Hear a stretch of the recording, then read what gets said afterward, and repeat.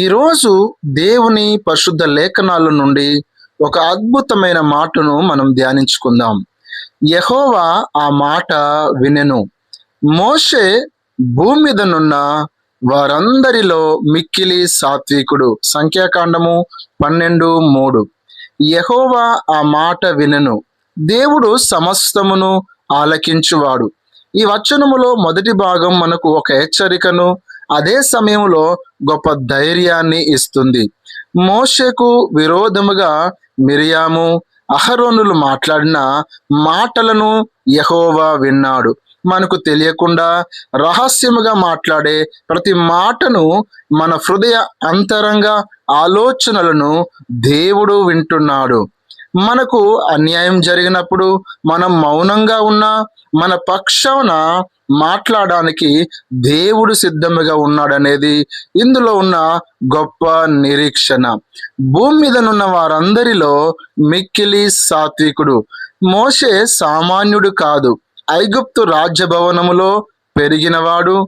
లక్షలాది మంది ప్రజలను నడిపించే ఒక గొప్ప నాయకుడు.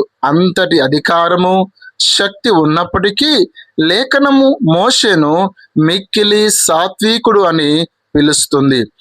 సాత్వికం అంటే బలహీనత కాదు.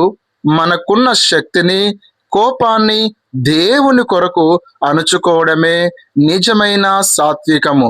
మోషే తనపై నిందలు పడినప్పుడు తానే స్వయంగా సమాధానం చెప్పుకోవడానికి ప్రయత్నించలేదు. తనను తాను సమర్థించుకోలేదు. కోపముతో ప్రతిఘటించలేదు.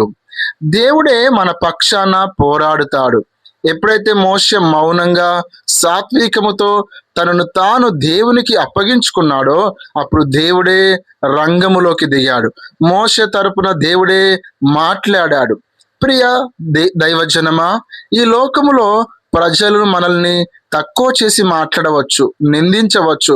కానీ మనం మోషే వలె సాత్వికాన్ని కలిగి ఉన్నప్పుడు మన పక్షాన వాద్యమాడడానికి, మనల్ని హెచ్చించడానికి సర్వాధికారి అయిన దేవుడు సమర్థుడు.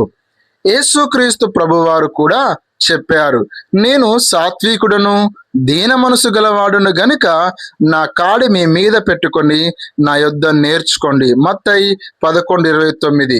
ఈరోజు ఈ వాక్యం వింటున్న మనమందరము కూడా మోషే వలె, మన ప్రభు అయిన యేసుక్రీస్తు వలె సాత్వికమును కలిగి ఉందాం.